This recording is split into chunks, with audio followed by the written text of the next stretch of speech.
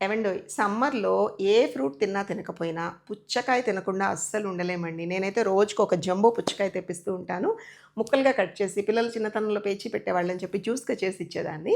మధ్యలో కొంచెం ఏజ్ పెరిగిన తర్వాత మమ్మీ మేము ముక్కలుగా తింటామన్నారు. ఇంకాస్త ఏజ్ పెరిగిన తర్వాత గింజలు తీయమని పేచీలు పెడతారు. సో, రకరకాలుగా ఓవరాల్‌గా వాటర్ మిలన్ అయితే మన బొజ్జలోకి వెళ్ళాల్సిందే. కాపోతే ఏవండోయ్ చూసుకొని తినండి. ముక్క కొయ్యంగానే ఒక ముక్కను అలా నీళ్ళలో వేయండి. రెడ్ రెడ్‌గా ఏమన్నా కలర్ వచ్చిందంటే మాత్రం అందులోకి ఏదో కెమికల్ ఇంజెక్ట్ చేశారు అని అర్థం. అది తినమాకండి. ఫ్రెష్ ఫ్రూట్స్‌ని తెచ్చుకొని హ్యాపీగా ఎంజాయ్ చేయండి. ఇంతకీ ఈ వీడియో దేని గురించి అంటేనండి వాటర్ మిలన్ జ్యూస్ నేను ఈ మధ్య చేసే స్టైల్ ఒకటి మా ఇంట్లో చాలా నచ్చింది.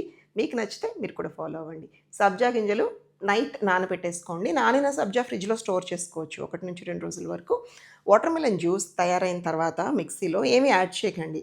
తేనె, పంచదార ఇలాంటివి నేనైతే వేయట్లేదండి. కావాలి పిల్లలకంటే వేసుకోండి. అండ్ అందులో నానబెట్టిన సబ్జా, పుదీనా ఆకులు, 2 చుక్కల నిమ్మరసం. చాలా రిఫ్రెషింగ్‌గా ఉంటుందండి ఈ డ్రింక్.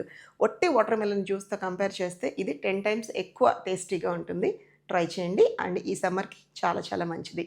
ఓకేనా?